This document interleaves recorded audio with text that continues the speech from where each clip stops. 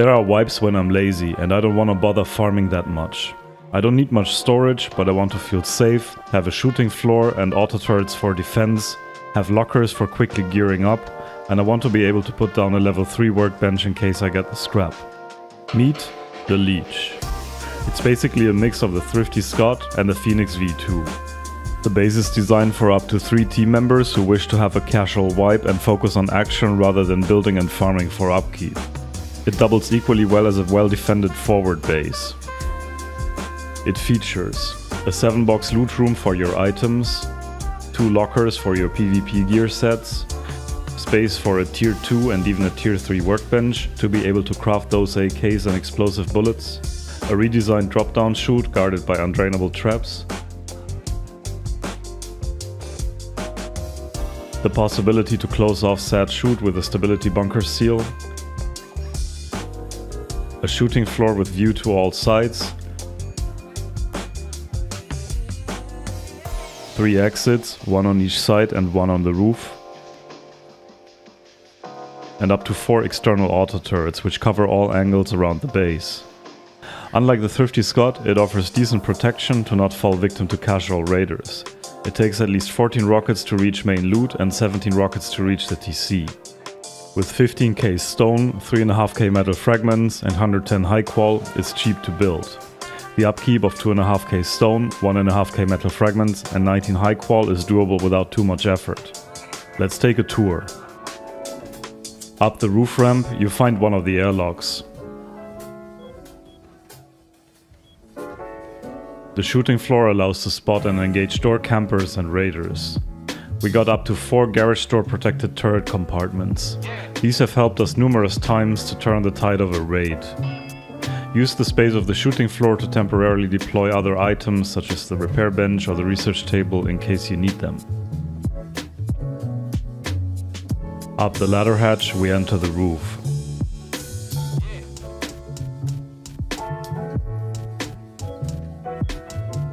The walkway extends all around the base.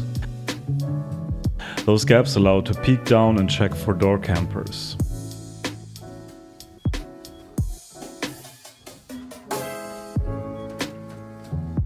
The chute is protected by a stability seal and a garage door to prevent cheap door raiding. Down the chute we find the first locker, which is hidden inside the honeycomb. Behind the garage door we find the sleeping bags and the tier 3 workbench. In the back we find a mix of shotgun traps and an auto turret. And in case raiders manage to take out those traps and step down from this floor tile, behind the tier 3 workbench we find the second locker. Here in the corner next to the traps we find the tier 2 workbench embedded into the honeycomb. Since the tier 2 workbench is stronger than a stone wall, there's no need to upgrade the wall behind it to sheet metal.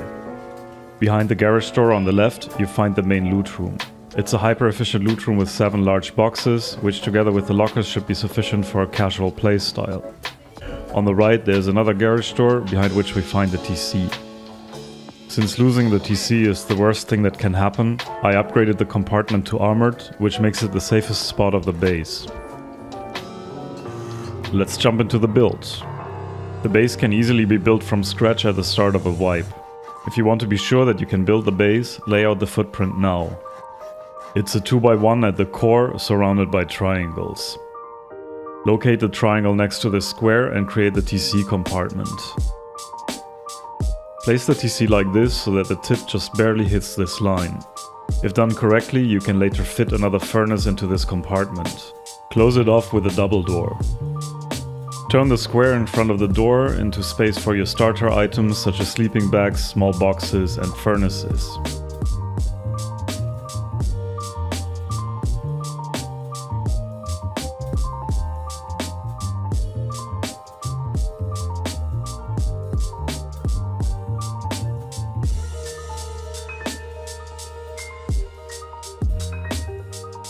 Next, we extend the base along the other square, the 2 triangles to the left, the triangle straight ahead,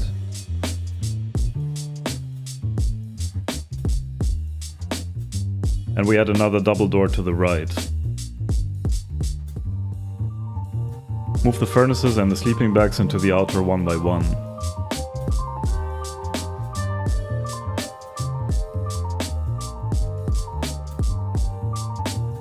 Now focus on getting your metal fragments cooking.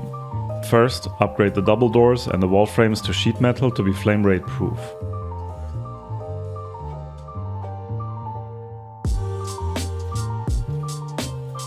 Then start building the main loot room. I'm using the 7-box design. If you want to check again in detail how to build it, I'll link the tutorial that explains how to align those boxes easily.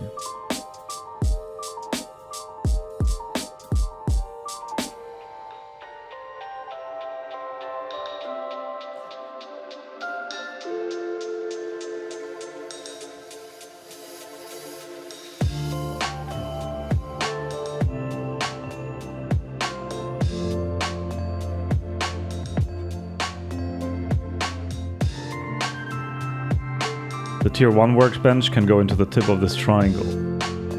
Next, we continue extending the base. Add 2 more triangles. At this point, I'd recommend to create a temporary airlock here. If you leave the door frames wood, it'll take you about 5 to 6 machetes to destroy them later.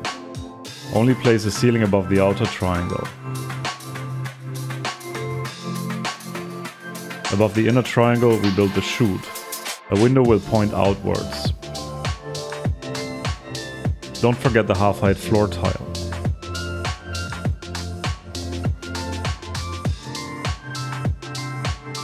At this point, the starter unit is complete and you can farm up blueprints. Next, I'll show you how to upgrade the base in one go. We start by replacing all double doors with garage doors, including the one in the chute.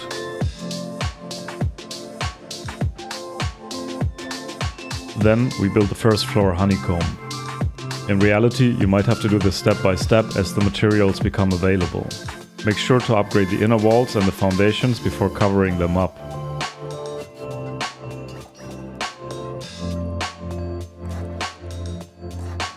Please note that in some places I embed half-height wooden triangles. These allow to later place and replace other half-height triangles.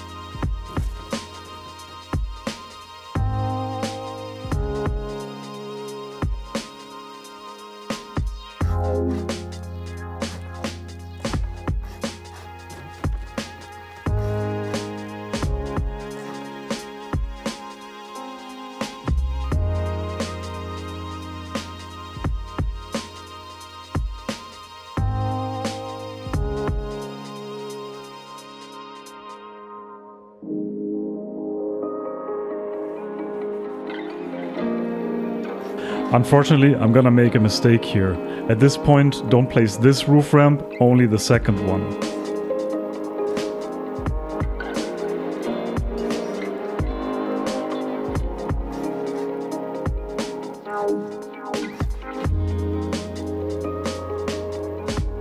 Don't forget to upgrade the chute to sheet metal as well.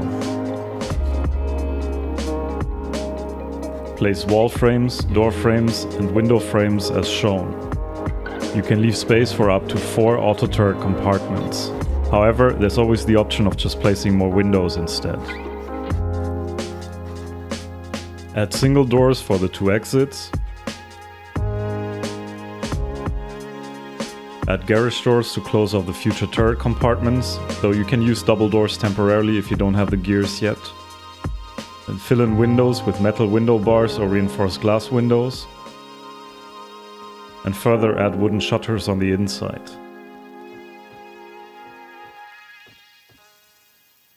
Upgrade these 4 floor tiles to armored and the rest to sheet metal.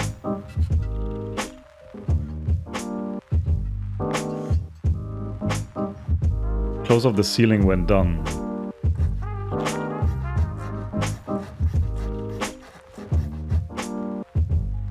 Leave this square wood if you want to add roof access later.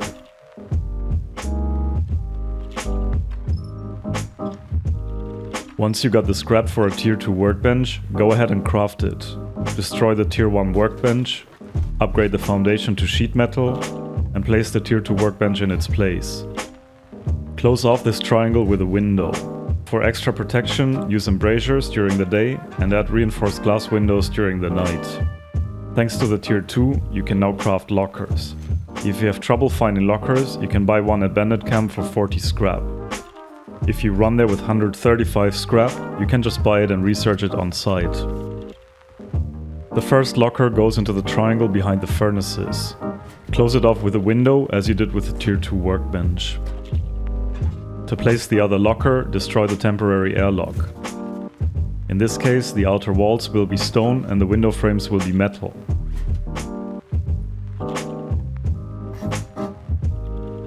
Once completed, add in a half-height floor triangle. You can now use it to leave the base through the second floor.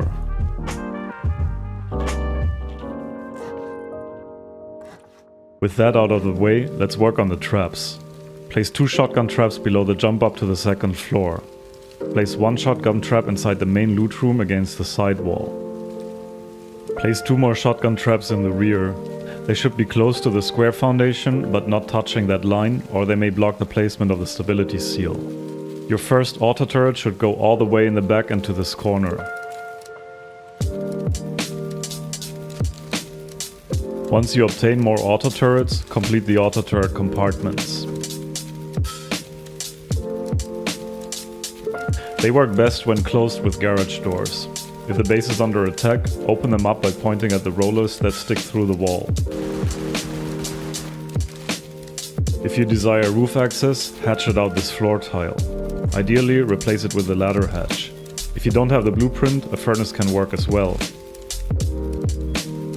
Above these triangle tips, place triangle floor tiles. They prevent players from head jumping onto the roof of your base without ladders. In the center 2x1, build an airlock system. I'd use a lot of windows and add a triangle to hold more boxes up here.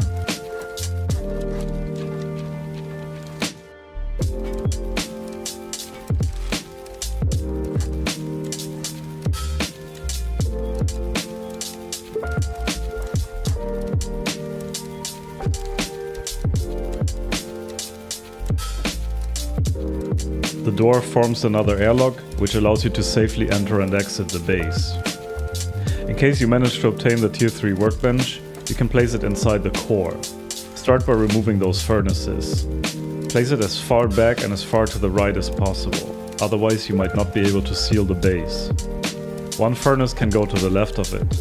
The other furnaces will have to move up into the shooting floor. This may not be perfect, but worth it, given that now you can craft all the endgame items. And voila, that's the Leech done. A sturdy little base, ideal for a casual wipe, or as a forward base for an aggressive playstyle. It can withstand quite some backlash, and if you lose it, so what? It's not that expensive. I hope you enjoy this design. Until then, Evil Wurst out.